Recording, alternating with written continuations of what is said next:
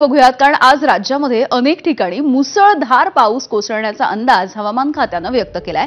यासोबतच येत्या काही दिवसांमध्ये राज्यभरात पावसाचा जोर चांगलाच वाढणारही आहे। शनिवारी संध्याकाळपासून राज्याच्या बहुतांश भागामध्ये मुसळधार पावसाने हजेरी लावली आहे। हवामान खात्याने संपूर्ण कोकण किनारपट्टीला सावधानतेचा इशारा दिलाय।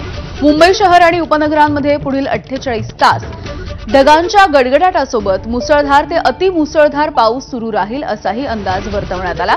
यासोबतच ठाणे, रायगड आणि पालघर या जिल्ह्यांना येलो अलर्ट देण्यात आलेला आहे। कोकणामध्ये विशेषतः रत्नागिरी आणि सिंधुदुर्ग जिल्ह्यामध्ये अतिवृष्टी होण्याची शक्यता वर्तवली जाते आहे। हवामान खात्यानं या दोन्ही जिल्ह्यांना पावसाचा रेड अलर्ट जारी केलाय।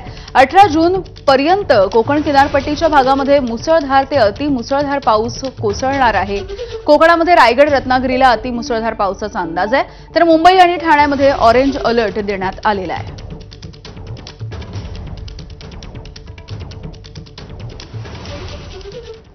तर आपण बघतोय कोकणामध्ये जोरदार पावसाच्या सरी सध्या बरसतायत आणि रायगडला पावसानं चांगलंच झोडपून काढलंय। रत्नागिरी आणि रायगडमध्ये सध्या तुफान पाऊस सुरू आहे। माणगावमध्ये अनेक भागात ढगफुटी झाल्यासारखा पाऊस कोसळलाय। गोरेगाव जवळच्या नागावमध्ये घरांमध्ये पाणी साचलंय। लोणेरे भागामध्ये मोठ्या प्रमाणावरती पाऊस झालाय। तिकडे गुहागरमधल्या पालशेतमध्ये नदीला पूर आला आणि आजूबाजूच्या घरांमध्ये ह्या पुराचं पाणी शिरलंय। रत्नागिरीच्या परशुराम घाटामध्ये रस्त्यांवरती पाणी साचलं। प्रचंड वाहतुकीची कोंडी सुद्धा तयार झालेली होती। तर आडिवरे गावामध्ये ढगफुटी सदृश्य पाऊस झाल्यामुळे महाकाली मंदिराच्या परिसरामध्ये मोठ्या प्रमाणात पाणी साचलं। रायगडच्या माणगाव, महाड, रोहा या शहरांना काल मुसळधार पावसानं झोडपून काढलं। रायगड जिल्ह्यामधल्या मुसळधार पावसामुळे माणगाव तालुक्यामधल्या काळ नदी ही सध्या दुथडी भरून वाहती आहे। काळ नदीचं पाणी सध्या किनाऱ्यापर्यंत लागलेलं आहे। त्यामुळे पावसाचा जोर जर असाच राहिला तर नदीचं पाणी हे पात्राच्या बाहेरही येऊ शकतं अशी शक्यता आहे। रत्नागिरीच्या गुहागरमध्ये सुद्धा जोरदार पावसामुळे अनेक ठिकाणी झाडं कोसळल्याची या घटना घडतायत। सकाळपासून पावसाची रिपरिप अद्यापही सुरू आहे। दापोली आणि खेड या परिसरामध्ये सुद्धा तुफान पाऊस झालेला आहे। तर आपण बघतोय काळ नदी सध्या दुथडी भरून वाहते आहे आणि माणगावच्या याच काळ नदीच्या जवळून आढावा घेतलाय आमच्या प्रतिनिधींनी।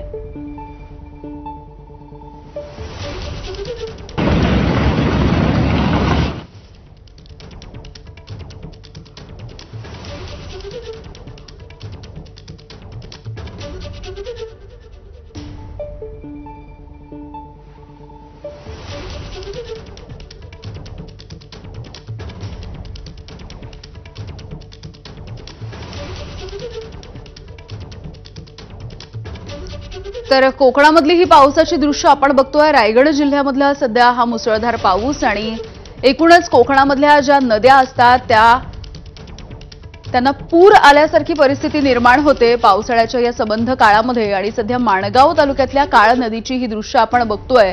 अगदी दुथडी भरून ही नदी वाहू लागलेली आहे। नदीचं पाणी आता किनाऱ्यापर्यंत आलेलं आहे। त्यामुळे असाच जर पाऊस सुरू राहिला तर हे पाणी कदाचित पात्राच्या बाहेर सुद्धा येऊ शकतं।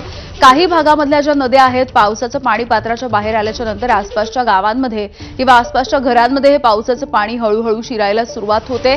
काळ नदीचं हे पात्र आपण बघत होतो।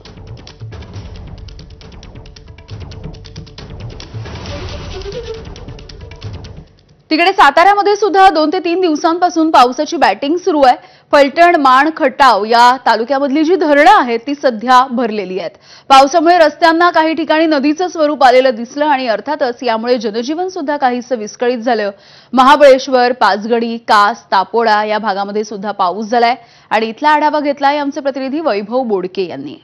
सातारा जिल्ह्यात मागील 3 दिवसांपासून मुसळधार पाऊस पडताना आपल्याला पाहायला मिळत आहे। आज सकाळपासून जरी पावसानं उघडीप दिली असली तरी मात्र दुपारनंतर हा मोठा पाऊस पडताना आपल्याला पाहायला मिळते। त्यामुळे शेतामध्ये मोठ्या प्रमाणावर पाणीचं साचा झाल्याचं आपल्याला पाहायला मिळत आहे। शेतीचं मशागतीचं आता काम सुरू आहे, पेरणीचं काम चालू आहे। त्याचबरोबर शेतामध्ये आता लागवडीचं काम देखील शेतकरी करताना आपल्याला पाहायला मिळतं। मात्र आता या पावसाच्या तुफान पावसाची बॅटिंग सुरू असल्यामुळं शेतामध्ये मोठ्या प्रमाणावर पाणी साचल्याचं देखील चित्र निर्माण झाल्याचं आपल्याला पाहायला मिळत आहे।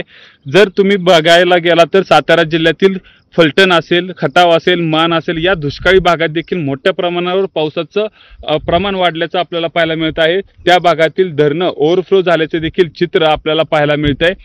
त्याचबरोबर जर बघायला गेलं तर डोंगरी भागात मोठ्या प्रमाणावर पाऊस सुरू आहे। महाबळेश्वर असेल, कास असेल, बामनोली असेल या परिसरामध्ये मोठा तुफान बॅटिंग पावसाची सुरू असताना आपल्याला पाहायला मिळते। त्याचबरोबर जर सांगायचं म्हणलं तर कराड असेल, सातारा असेल या ठिकाणी देखील मोठ्या प्रमाणावर पावसाचं वातावरण निर्माण झालं आहे। दुपारनंतर पावसाला सुरुवात होते।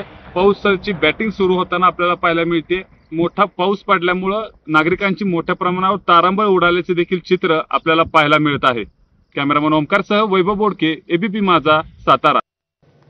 तिकडे गुवाहाटीमध्ये सुद्धा जोरदार वाऱ्यासह मुसळधार पाऊस झालाय। तुफान पावसामुळे अनेक ठिकाणी पाणी साचलंय। अनेक भागामध्ये गुडघ्यापर्यंत पाणी भरलेलं दिसलं।